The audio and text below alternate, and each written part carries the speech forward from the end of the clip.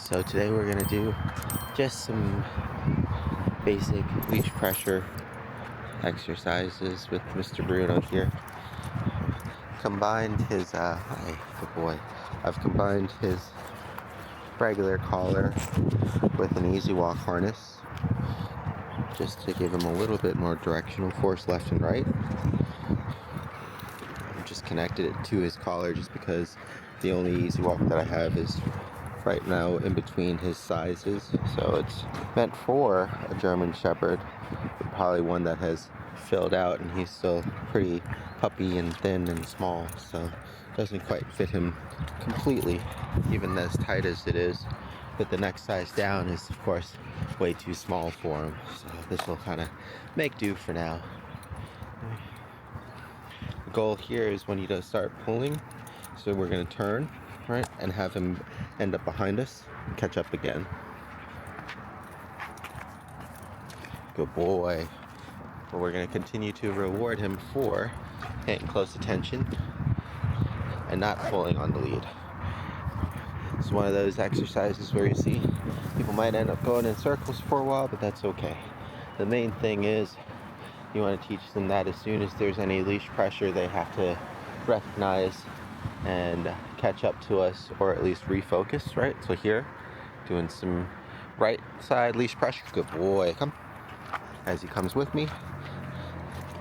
Okay. Getting him used to being rewarded in this heel box. Good boy. Yes. Good boy. Good boy.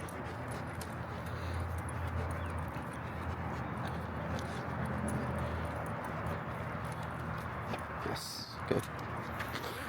And just like with Cooper, periodically, we're just rewarding him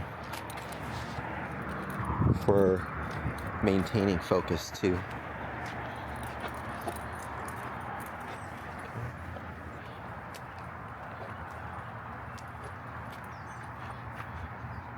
Good, come. And then again. Yes, come. So really resetting him. Good boy right there. Big turns. Goes too far. Has to catch back up. Right. Here. Good boy. Good weight. Good job. So that was really good there too, right? Didn't have to turn. I was thinking about it. Almost had to. So like if he kept going on with forward momentum, then we might have had to turn to get him to trigger to catch up. So long as he remains on a nice loose leash, we can kind of continue walking. And if he's interested in seeing people and things like that, we'll let him kind of socialize. We've got some people coming up as well. And get really good at, good boy, come on, paying attention to your proximities. Good boy, good weight. Right? So he's doing a good job of waiting. We just want him to get used to resetting back here too. And then again. Yes, good boy. Try to do it with as little pressure as possible.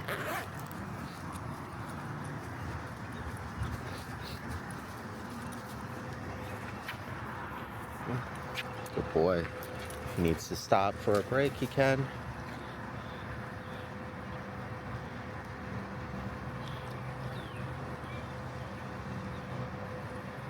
Good boy.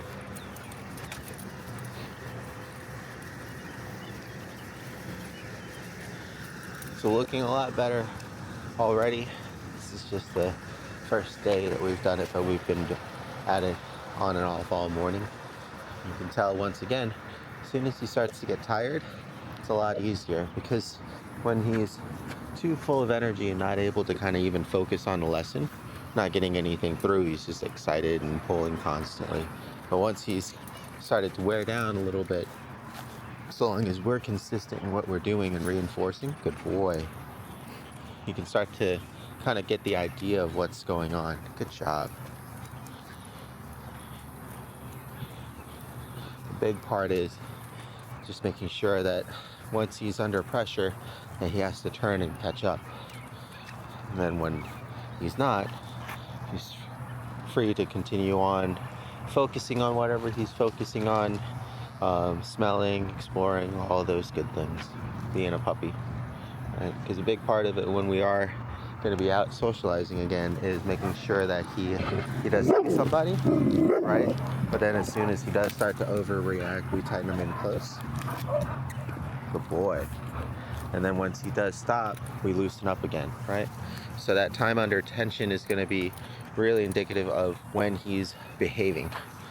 And when you add in, like I said, any collar work or anything else, it's the same thing, right? We only trigger things like the pressure or the collar when he starts to overreact, right? And then we release that pressure again as soon as he stops, right? Because we want him to bridge that connection that, you know, if he does this, then this is going to happen.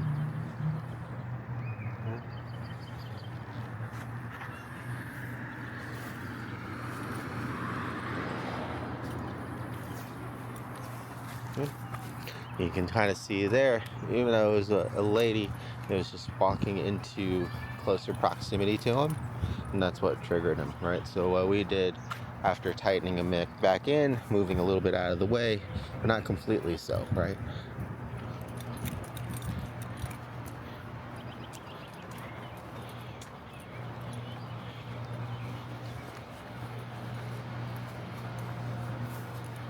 Good boy, yes. Now we're just practicing some good leash walking manners, as well as him redirecting when he starts barking, if he does.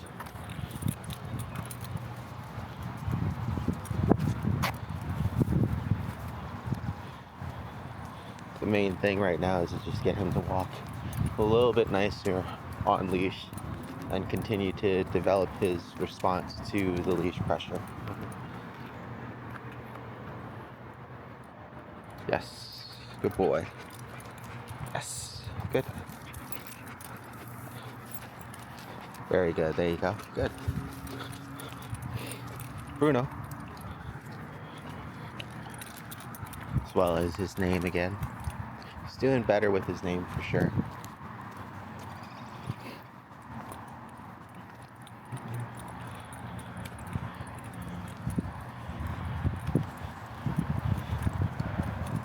Just wanted to make this quick update video.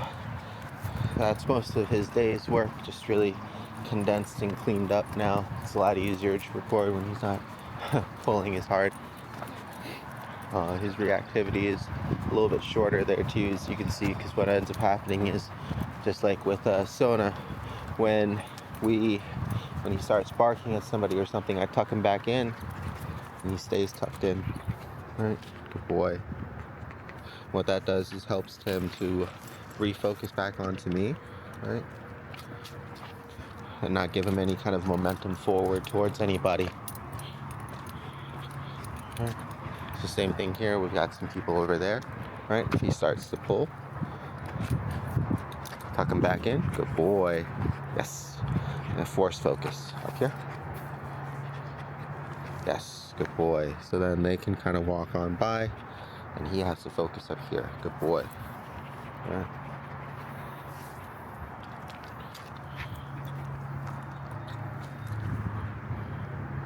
Yes. Good boy. We always want to get as much of an opportunity to get him used to seeing people and not reacting as possible too. And once he does, that's when at least we have something consistent that we can do. The reason why I want him to tuck in is because when we do the leash pressure, or later on if we use a collar or anything like that, I want his response to be to come into me when he starts to overreact. So we're just starting to kind of lay down the foundations for that now. Good boy. Good job.